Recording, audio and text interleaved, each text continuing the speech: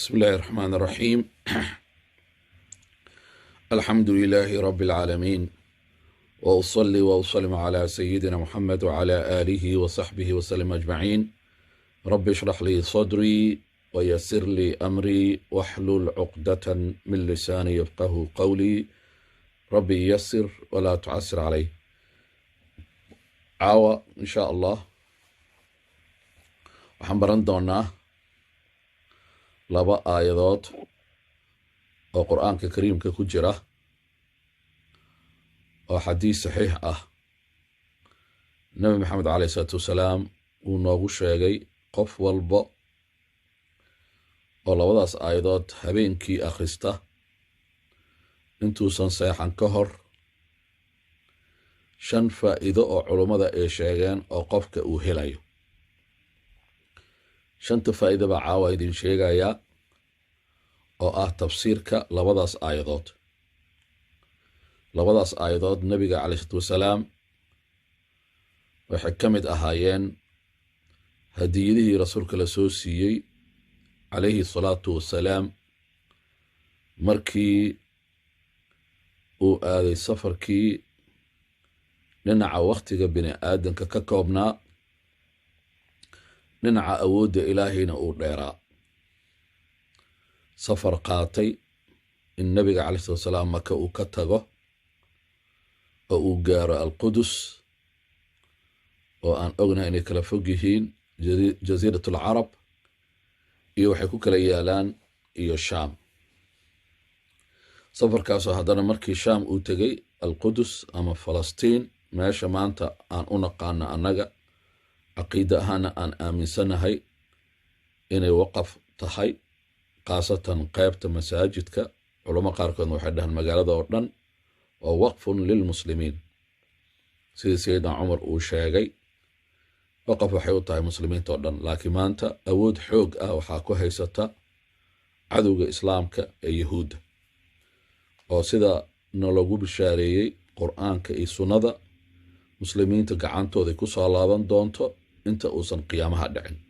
marka intaasna waa bishaaro waay. safarkaasi markuu ka tegey meesha, rasuulka xasana baytulmaqdis markii uu salaada uu ku tujiyey ambiyada ilaahay oo dhan, kadibna jibriil uu u sheegay calayhi salaam in nabi maxamed calayhi salaatu wasalaam laga sugaayo samaawaadka oo dhan, soo dhoweyn qurux badana loo diyaariyey. samo kastana ay ku soo dhoweyn doonaan ambiyo khaas ah. saa ula socotaan, samada koowaad waxaa ku soo dhoweeyey nabigeenna abuna aadam iyo aabbaheenna calayhi salaam, isagoo nabi maxamed salaamay kadibna u duceeyey. samadii labaad waxaa ku soo dhoweeyey nabiga calayhi salaatu wasalaam 2 nebi oo ah yaxya iyo ciisa calayhim assalaam. nabi maxamed ay soo dhoweeyeen, way salaameen, way u duceeyeen nabi maxamed calayhi salaatu wasalaam. samada saddexaad nabiga calayhi salaam waxaa ku qaabilay oo aad u soo dhoweeyey nebi yuusuf calayhi salaam. nebiga la yiri waxaa la siiyey jamaalka adduunka nuskiisa. culummada qaarkood waxay ku fasireen nebi aadan oo ugu qurux badan intuu ilaahay abuuray, jamaalkiisa nuskiisa la siiyey nebi yuusuf calayhi salaam. nebi maxamed sala allahu alayh wasalam ayuu la kulmay, wuu u duceeyey markuu salaamay kadib. samada afraaduu nabiga calayhi salaam lagu soo dhoweeyey. safar cajiib badan uu ahaa, mar idinkaga sheekeen doono iyadoo faahfaahsan oo tafaasiil leh. ilaahay idankiisa hadduu ilaahay wakhtigu lagu sumo iyo nolosha, haddii kalena ay cafin doontaan. markaasi samada afraad waxaa ku soo dhoweeyey nebi ilaahay weydiistay ambiyada ilaahay ka mid ah oo uu dhahay, ilaahu markii wakhtigeyga uu soo dhammaado dhulkaaga ha igu dilin, waxaad igeysaa samada afraad, meeshaas ruux igaga qaaduu dhahay. ilaahay subxaanahu wa tacaala waa kaxeeyey nebigaasi samada afraad markuu gaaray siduu weydiistaa loo sameeyey ruuxda meesha lagaga qaaday samadaasi waxaa ku soo dhaweeyey nabi maxamed calayhi salaatu wasalaam nabi idriis oo ilaahay kor yeelay nabi idriis nabigu salaamay wuu soo dhaweeyey wuu u duceeyey samada afraad waxaa ku soo dhaweeyey nabi maxamed calayhi salaatu wasalaam nabi haaruun walaalkii nabi muuse calayhim assalaam nabi maxamed calayhi salaatu wasalaam markuu la kulmay nabi haaruun waa soo dhaweeyey waa salaamay waa u duceeyey walaalkiisii maxamed calayhi salaatu wasalaam samadii lixaad nebiga waxaa ku soo dhaweeyey oo qaabilay si qurux badan oo macaan badan nabi muuse calayhi salaam nabi muuse wuxuu soo dhaweeyey nabi maxamed calayhi salaatu wasalaam wuu u duceeyey kadibna markaasi nabiga oo sii baxaayo oo u sii socdo samadii toddobaad markaasuu ooyey nabiga calayhi salaam wuxuu jibriil weydiiyey maxaa ku dhacay muxuu u ooynayaa nabi muuse la weydiiyey maxaa dhacay maxaa u ooynaysaa nabi muuse wuxuu yidhi waxaan la ooynayaa nebi gadaasheeda la soo saaray oo atbaacdiisa inta raacsan oo jannada gelaayo ay ka badan yihiin inta i raacday oo jannada gelayso marka oohin farxad waaye waa oohin maseer oo bannaan waaye ambiyada waxay ku tartami jireen yaa inta qof oo qofka raacayo dadaalayna ka ahayd markaas kadib samadii toddobaad ayuu u gudbay waxaa ku soo dhaweeyey nabi ibraahim calayhi salaam nabi maxamed calayhi salaam markuu nabi ibraahim u arkay ilaan qof walba muuqaalkiisa waa is yaqaanaa wuxuu dhahay alla ii ekaan badanaa nabi ibraahim aaduu ugu ekaa nabi maxamed calayhi salaatu wasalaam halkaas halka culammada dheheen nebi kasto nebiga markuu arkay wuxuu ku arkay isagoo sidiisa ah jisman wa ruuxan jirkiisiyo dhammaystiran iyo ruuxdiisi ayuu ilaahay subxaana wa taala waa awoodaha ilaahay qur-aanka ilahi wuxuu leeyahay subxaana aladii asraa bicabdihi leylan min almasjid alxaraami ila almasjid alaqsa markaasi ilaahay muxuu u yiri sababta marka waxaa laga hadlay in ilaahay awoodihiisa dhammaystiran ay muujinayso in nabi maxamed calayhi salaatu wasalaam laga soo qaaday almasjid alxaraam waa maka masaajidkii xaramka ahaa masjidkii xaramka alaqsa ee ku yaala alqudus in la keenay marka ilahi wuxuu leeyahay linuriyahu min aayaatina inahu huwa samiicu albasiir awoodaheena waa weyn iyo calaamadaha iyo wax badan in la tusiyo nabi maxamed calayhi salaatu wasalaam safarka awood weyn inay garab u tahay in la tusiyo ah awoodda ilaahay iyo makhluuqaadka ilaahay uu abuuray weynankooda meesha marka wuxuu ka arkay nebiga ibraahim oo ku tiirsan albeyt almacmuur waa kacbadii samaawaadka ku tiilay kacbadaasi albeyt almacmuur ayaa loo yaqaanaa waxaa halkii margala oo albaabka kale ka baxa 70,000 oo maalin walba ah mana soo laabtaan intaasaa kugu filan ilaaha aan jecelnahay ee na abuurtay ee hadda aan u fadhinno oo aan tuugayno oo aan ku digrinayno oo aan garab weydiisanayno awooddiisa weynanka badan oon la koobi karin aan la xadidi karin cidna aan iska celin karin intaasaa kugu filan waqtigii la abuuray beytulmacmuur ilaa hadda halkii mar 70,000 ayaa gasha beytulmacmuurka albaabka kale ka baxdaa mana soo laabtaan malaa'ig kaloo cusubaa soo gasho rasuulka cajaa'ibtaasaa la tusinay linuriyahu min aayaatina innahu huwa asamiicu albasiir ilaahay waa assamiic all hearing ilaahay wax walbuu maqlayaa wax walbuu la socdaa bini aadamka markay kaa sheekaysanayaan hawalwelin albasiiru wax walbuu arkayaa kuwa wax maleegayo kuwa khayrka ka shaqaynayo kuwa fidnada ka shaqaynayo kuwa khayrka faafinayo kuwa heesaha qurunka oo qabyaalad heeso oo jinsi iyo xaaraam waxaasoo dhan faafinaya iyo kuwa digriga ilaahay faafinaya oo had iyo goor khayr u taagan inay sheegaan ilaahay subxaanahu wa tacaala waa kala ogyahay marka kuwa khayrka sheega mar kasta oo meel walba joogaan khayr ka faafiya ilaah nagu daro ilaahay subxaanahu wa tacaala samadaas markuu geeyay abuna ibraahimu meesha ku bartay macnaha uu ku arkay ama uu ku bartay xitaa dheh wuu ogaa laakiin muuqaalkiisa iyo wixiisoo dhammaystiran markii ugu horeysa uu arkay ahayd nabi maxamed calayhi salaatu wasalaam markaas wuxuu yidhi wiilkeygiyuu wuu ku soo dhoweynayaa wuu salaamay wuu u duceeyey markaasaa wuxuu yidhi soo baxna keen aan ku soo tusiyo jannadii aljannatu lma'wa ayuu soo tusiyey cinda sidrati lmuntahaa geedkii oo malakul jibriil uu ku haray sidii riwaayadaha ay tilmaamaan ayaa markuu geeyey uu jannadii u tusiyey alla jannada qurux badanaa u dhahay rasuulka alai salaam alla jannada qurux badanaa nabi ibraahimna jannaduu u sharxay janno qurux badan macaan badan markuu u sharxay wanaageeda quruxdeeda wuxuu u sheegay jannadaasi geedaheeda wax lagu beero laguna galo marka rasuulka hadiyadaa la soo siiyey oo dhowr ah culamo qaarkooda 3 ay dhahaan qaar 4 ay sheegaan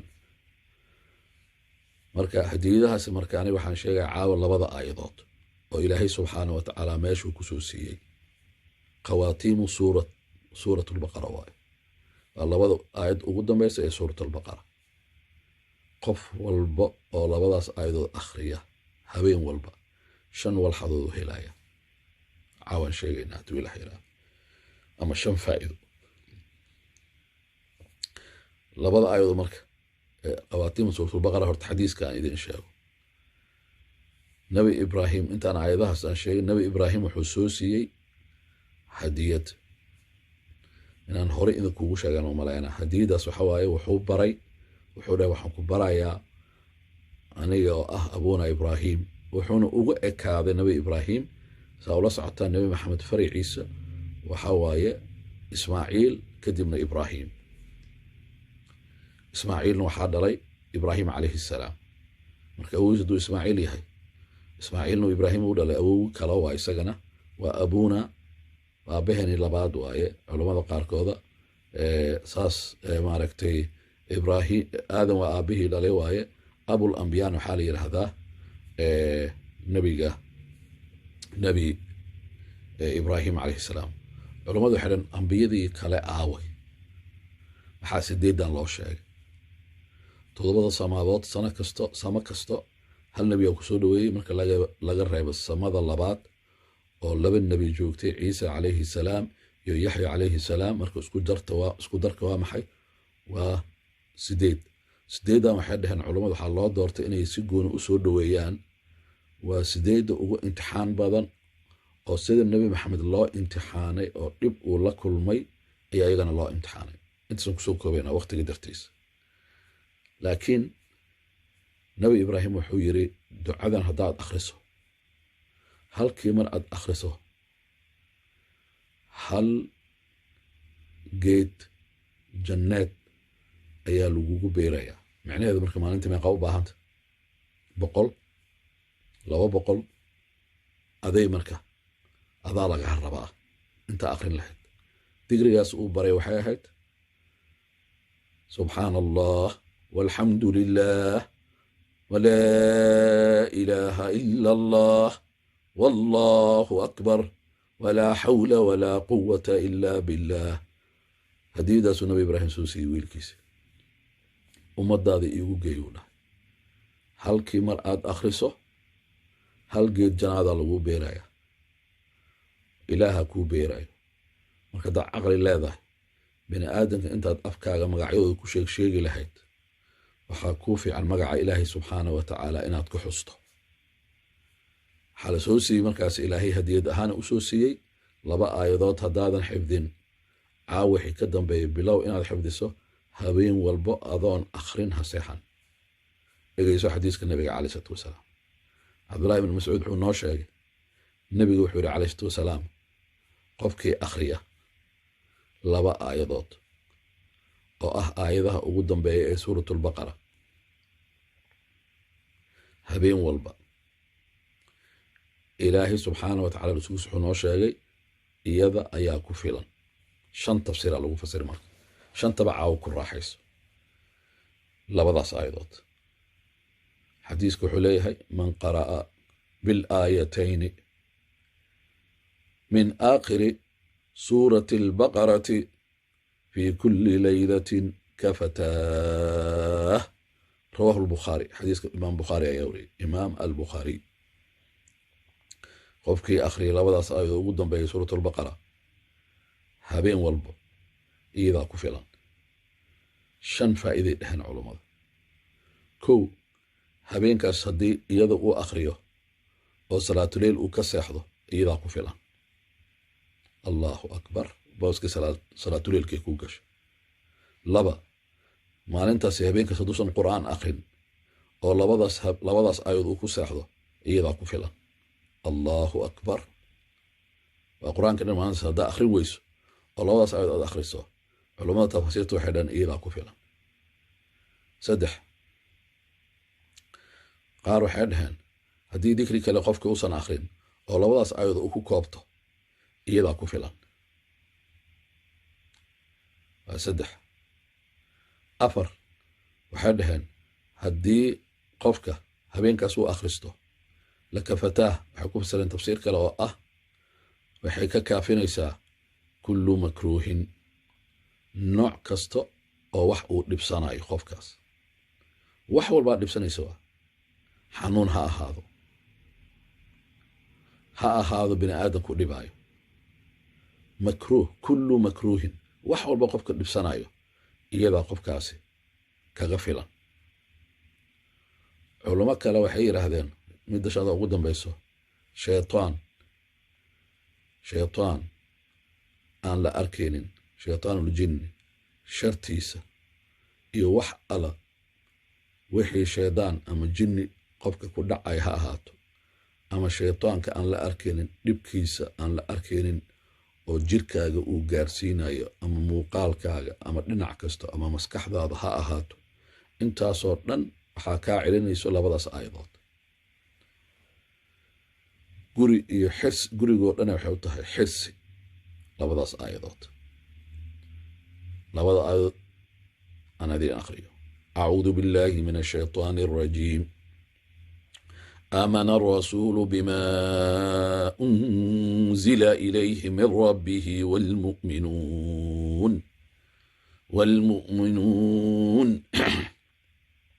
كل آمن بالله وملائكته وكتبه ورسله لا نفرق بين أحد من رسله وقالوا سمعنا وأطعنا غفرانك ربنا وإليك المصير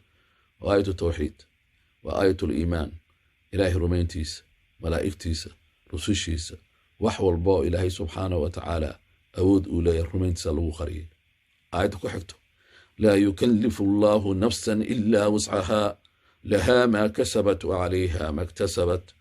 ربنا لا تؤاخذنا إن نسينا أو أخطأنا ربنا ولا تحمل علينا إصرا كما حملته على الذين من قبلنا ربنا ولا تحملنا ما لا طاقة لنا به واعف عنا واغفر لنا وارحمنا أنت مولانا فانصرنا على القوم الكافرين فادعوا ilaahay inaad weydiisato wax walba in aad kari karto inaad samayso wixii culays ahna ilaahay subxaanahu wa tacaala oo aadan kari karin ilaahay inuu kaa leexiyo ilaahay subxaanahu wa tacaala dembigaaga inuu dhaafo ilaahay inuu ku cafiyo ilaahay waxa diintan khatar ku ah oo dhibayo oo adiga iyo diintaada khatar ku ah ilaahay inuu kaa kaafiyo ilaahay subxaanahu wa tacaala macaaga inuu ahaado labadaas aayadood intaa ka xifdinaysid habeen walba kitaabka soo qaado akhriso shantaas faa'iidana ku raaxayso wax walba ku dhibayna adiga iyo caruurtaada iyo gurigoo dhan labadaas aayadood ku filan habeen walba akhriso adoon seexan sida nabiga calayhi salaatu wasalaam uu noola dardaarmay والسلام عليكم ورحمة الله وبركاته.